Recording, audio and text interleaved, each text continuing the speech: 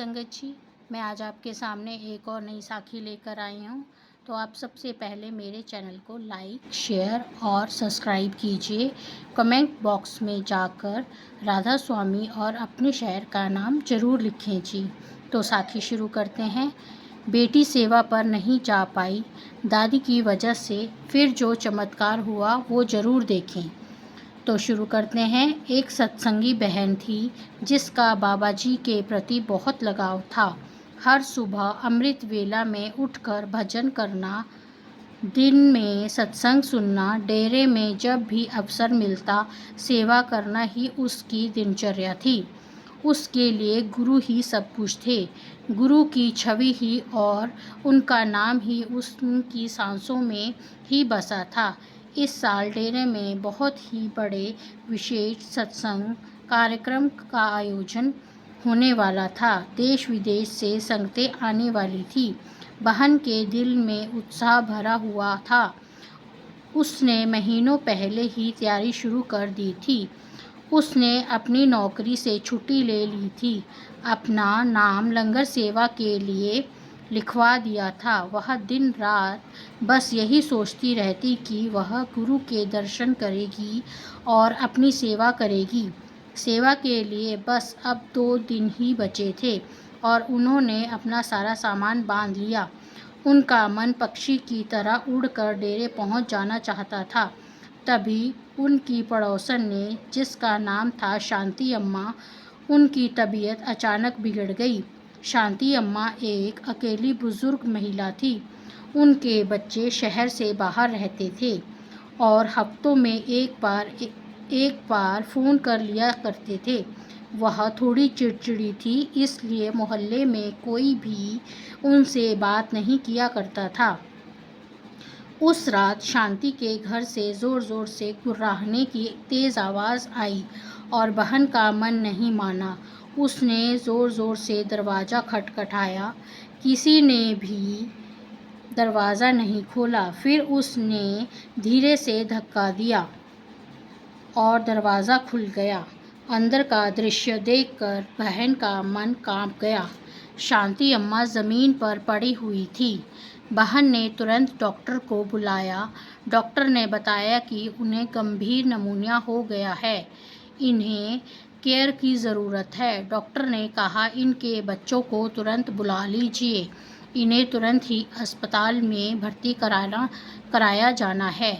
पर फ़िलहाल 24 घंटे इनके पास कोई ना कोई होना चाहिए। बहन ने उनके बच्चों को फ़ोन किया, पर बच्चे ज़रूरी काम से शहर से बाहर थे और वह 2-4 दिन से पहले नहीं आ सकते थे। अम्मा ने मीरा से ही कुछ दिन देखभाल करने की बात की। मीरा के पैरों तले ज़मीन खिसक गई।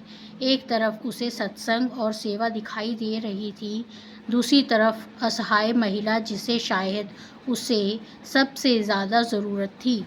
उनका मन छटपटाने लगा। उसने बोला, हे मालिक, ये कैसी परीक्षा है। मैं महीनों से इस दिन का इंतज़ार कर रही थी। मैं वहाँ लंगर में सेवा करना चाहती थी, आपके दर्शन करना चाहती थी। उसकी आंखों में से आंसू आ गए। मन ही मन अपने गुरु से शिकायत की, बाबा जी, आप सब जानते हैं, फिर भी मेरे साथ ऐसा क्यों। शांति अम्मा दर्द से कराहती रही।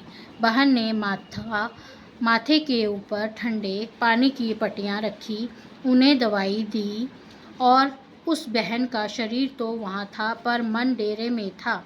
वह सोच रही थी, इस समय संगतें डेरे पहुँच गई होंगी।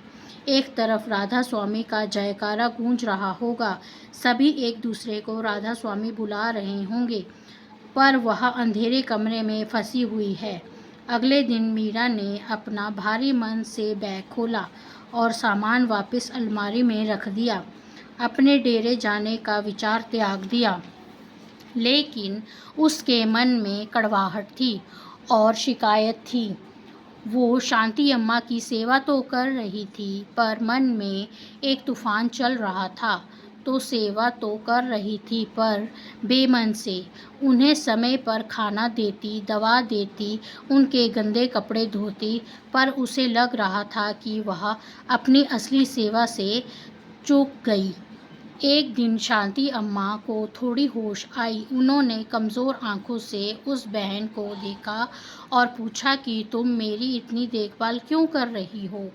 तो बहन ने रूखेपन से कहा, मैं आपकी पड़ोसन हूँ, आपके बच्चे बाहर हैं, इसलिए इंसानियत के नाते वह वाक़या पूरा ही नहीं कर पाई। शांति अम्मा की आंखों से आंसू बहने लगे। उन्होंने कहा, मेरे अपनों ने मुझे छोड़ दिया और एक पराई लड़की मेरी सेवा कर रही है। तू ज़रूर कोई देवी का रूप है। मीरा को यह सुनकर अच्छा नहीं लगा। वह मन ही मन बोली, मैं खुशनसीब नहीं बदनसीब हूँ, क्योंकि मैं अपने गुरु के पास नहीं जा सकी। शाम को मीरा ने अपने फ़ोन पर सत्संग लगाया। सत्संग में हुजूर महाराज जी की आवाज़ गूंज रही थी।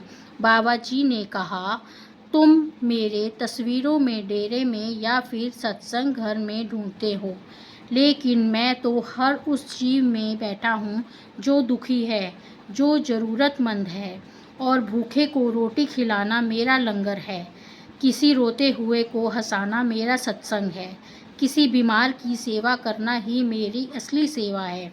तुम सेवा करने के लिए मीलों का सफ़र तय करते हो, जबकि सेवा तुम्हारे दरवाजे पर खड़ी होती है और तुम उसे पहचान नहीं पाते। यह शब्द तीर की तरह उस बहन के मन में लगे। उस बहन को लगा जैसे ये शब्द बाबा जी ने सीधे ही उसे सुना रहे हों। बीवी की कड़वाहट आंसुओं में बह गई। वह अब रोने लगी। उसे अब अपनी गलती का एहसास हुआ। वह जिसे बोझ समझ रही थी, उसके सतगुरु द्वारा भेजा गया प्रसाद था। वो जिसे बाधा मान रही थी, जबकि उसका गुरु चाहता था कि वह एक अकेली आत्मा को खाने का निवाला खिला सके। उस पल के बाद सब कुछ बदल गया। बहन के लिए अब शांति अम्मा का एक पवित्र कमरा बन गया। उसका बिस्तर गुरु का आसन बन गया। वह अब बेमन से नहीं, पूरे प्रेम भाव से उसकी सेवा करती। जब वह उनके लिए दलिया बनाती तो उसे लगता कि वो अपने गुरु के लिए भोग बना रही है। जब वह उनके पैर दबाती, उसे लगता वो अपने गुरु के चरण स्पर्श कर रही है। शांति अम्मा भी यह बदलाव महसूस कर रही थी। बातों में अब मिठास थी। बहन उनके पास बैठकर अब सत्संग सुनाती, उन्हें भजन गा कर सुनाती। शांति अम्मा का चिड़चिड़ापन अब समाप्त होने लगा। उनकी आंखों में नई चमक आने लगी। बहन की एक दोस्त ने डेरे से फ़ोन किया और बताया, बहन तुम यहाँ होती तो कितना अच्छा होता। बाबा जी ने बहुत देर तक दर्शन दिए। लाखों की संगत थी। बहुत अद्भुत माहौल था। बहन ने बोला, मैं तो यहीं से दर्शन कर रही हूँ।